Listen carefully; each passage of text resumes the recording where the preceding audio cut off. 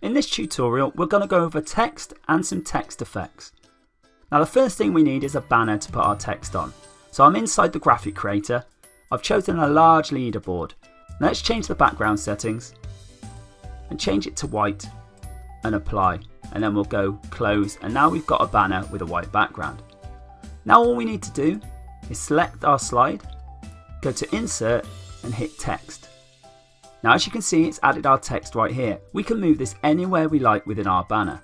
Now with the text selected, we can come over to content and we can change anything we like on here. So let's change this now to click here for your free gift. And then let's move that into the center like so. Now we can also change the font here. There's lots of fonts already loaded, so we can choose whatever we want and it will change it just there. Let's grab that one for now. Now our background color at the moment is white, so you can't actually see that of course because we're on a white background. So let's change that. Let's go to red and let's click apply. The text color is black already. You can change that as well. Let's change that to white. Come out of there, hit apply. As you can see, it's changed it all and we can move it around still like so. You can also change the font size. Let's put that about there and play around until you've got it exactly how you want it. Now the opacity just here we can change. This is for the whole thing and this is just for the background. Now obviously we've got white text so you can't see that, so let's do this just to show you what it's doing.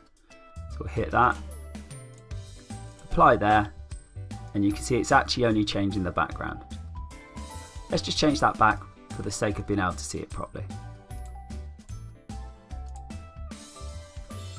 Now you can also change it to bold, italic, you can underline it, and you can also say whether you want it to be left aligned, centered, or right aligned. Let's leave it as centered for now. Now the text padding can also be changed here, so as you can see, it means the background will change accordingly, so we can see exactly where it is. Let's pop that in the middle. That's looking good so far for me. Now we go on to the effects. Now at this point it's worth noting you can add transitions. All you have to do is have it selected, come down here to this magic wand. Click on this and you've got lots of different options. Now we can do whatever we want with this, so if we say we want it to scale, and we want it to come from the bottom, like so, you can see that it gives us a preview of exactly what it's going to do. You can also change all sorts of settings here as well, and then hit apply. Now once you're back here, you can hit preview, and it will show you exactly what it's going to do by hitting play. So there you go, that's the effect we've just done. Now there are lots of transitions and we'll go into them in a different video. But for now, let's also have a look at the text effects.